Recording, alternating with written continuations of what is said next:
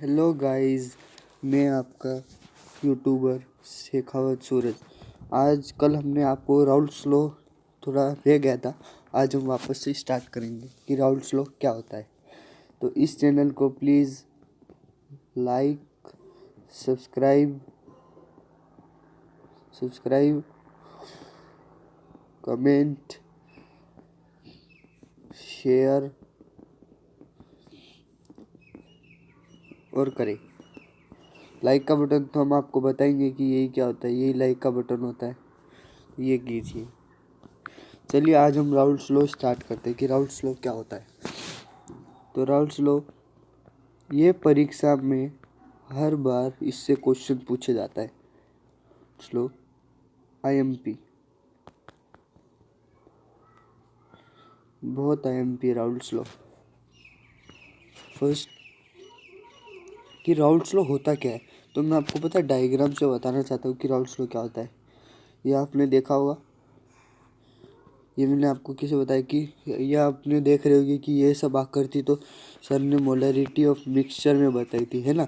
तो बच्चों वैसे ही है, पूरा मोलैरिटी ऑफ मिक्सचर में बताई थी।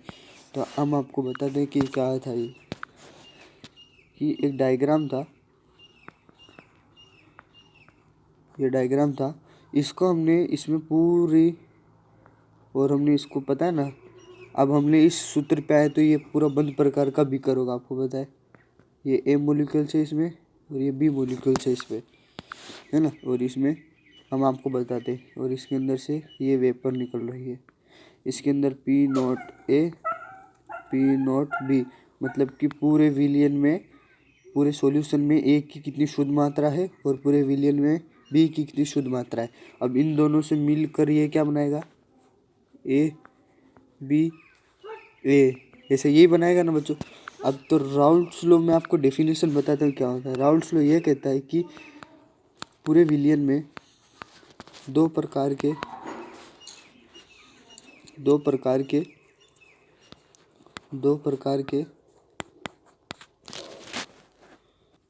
कि पूरे विलियन में दो प्रकार के मॉलिक्यूल्स होते हैं। समझ लो, एक मैंने आपको एग्जांपल दिया ए एंड बी, है ना। अब समझो, ये बात को ध्यान रखना, ए और बी हमने आपको बता रहे। अब उसमें से मैं आपको बताया था ना कि ये इससे मिलकर क्या बन रहा है, ये वाला। तो इसमें कौन कौन से मॉलिक्यूल है, ए और बी, है ना। तो इसी में देखो ना राउल्ट लॉ बनेगा। कैसे बताऊं, ये जो है ना, इसी को राउल्ट्स लॉ कहेंगे। क्यों? क्योंकि मैं आपको बता रहा हूँ कि एक विलियन में दो मॉलिक्यूल्स है, ए एंड बी, है ना, ए एंड बी। अब बताइए, अब इनमें से जो ज़्यादा मात्रा में होगा ना, कि विलियन में जो ज़्यादा मात्रा में, कि सॉल्यूशन में जो मैक्सिमम होगा ना, यानी कि ए ज़्यादा मात्रा में है, उसे राउल्ट्स लॉ कहते हैं। राउल्ट्स लॉ कहते हैं, ये डेफिनेशन है। आप ऐसा एग्जाम में लिखोगे और ये समझाओगे ना, आपको फुल मार्क्स मिलेंगे। राउल्ट्स लॉ कि ये है प्लस ये है, इससे ये बनेगा, है ना। ये मॉलिक्यूल से, ये बी मॉलिक्यूल से, दोनों से मिलकर क्या बना, ए बी, है ना। और इनमें से जो ज़्यादा मात्रा में होगा उसे राउल्ट्स लॉ कहते हैं। आ रहा है समझ में? जो ज़्यादा राउल्ट्स लॉ कहते हैं। अब राउल्ट्स लॉ की सूत्र बताना था हमने आपको, सूत्र बता देते हैं। राउल्ट्स लॉ का सूत्र क्या है? तो राउल्ट्स लॉ का सूत्र आपको मैं एक बार सूत्र बता देता हूँ। P A directly proportional zeta A, P B directly proportional zeta B.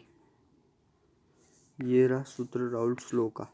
वापस बता देता हूँ, P A directly proportional zeta A, P B directly proportional zeta B. ये है राउल्ट्स लॉ का सूत्र, ये है सूत्र। देखो कि अगर जो मैं पता आपको राउल्ट्स लॉ से एक समीकरण निकाल के बताता हूँ। P A directly proportional zeta A, P B directly proportional zeta B, है ना। अब ये समीकरण में से हम आपको जीटा ए की वैल्यू 1 मान लो, चलो, है ना। जीटा ए की वैल्यू 1 और जीटा बी की वैल्यू हमने आपको 0 मान लिया अभी। अब बताइए कि P A directive proportional zeta A की वैल्यू कितनी है 1, P B directive proportional zeta B की वैल्यू कितनी थी 0, तो ये पूरा मान क्या हो गया खत्म। फिर इसका पी ए डायरेक्टिव प्रोपोर्शनल 1 का मान के, ये रहा नया समीकरण P A directive proportional zeta के। ये सूत्र है राउल्स लॉ के अगले समीकरण का।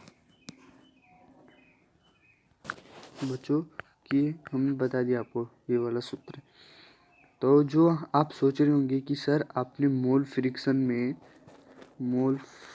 में तो आपने ये बताया था, एक तो जीटा और आपने एक बताया था ईटा यानी कि एन, है ना, ये बताया था ना। अब इसमें आप हमें इनका मतलब बताइए। तो बच्चों जीटा मतलब पता है किस काम के लिए आता है, द्रव के लिए, और ईटा मतलब बच्चों वाष्प के लिए, वेपर के लिए, याद रखना है बच्चों। ये आईएमपी सब बातें मैं आपको बताता हूँ, लिख लिया करिए। क्या बताया हमने आपको कि जो जीटा किस लिए आता है, द्रव के लिए, और ईटा किस लिए आता है, वाष्प के लिए, है ना। ओके चलिए आगे चलते हैं। आगे बच्चों जो हमारा, आपने कभी डाल्टन्स का लॉ सुना है? डाल्टन का लॉ सुना नहीं है तो मैं आपको बता देता हूँ। इससे रिलेटिव है तो नहीं, पर मैं आपको बता देता हूँ जनरल नॉलेज के लिए। डाल्टन का सूत्र क्या है, PO2 बराबर YO2 प्लस P, या गुणिया कर दीजिए आप P टोटल। ये रहा सूत्र डाल्टन का, है ना। अब हम आपको ये पूरी विधि का ग्राफ बना दे के दिखा देते कि ये मान लीजिए इधर कोई है ना, और इधर आपने क्या रखा है, पी नोट ए रखा है, और इधर आपने पी नोट बी रखा है ना। अब इस और इधर क्या लिखा है आपने, जीटा ए जीटा बी, इधर भी आपने क्या लिखा है, जीटा ए जीटा बी, है ना। अब एक बार आप इधर 0 1 रख दीजिए, एक बार इधर आप 1 0 रख दीजिए। इधर से ये ग्राफ ऐसे जाएगा, फिर इधर से ग्राफ ऐसा जाएगा।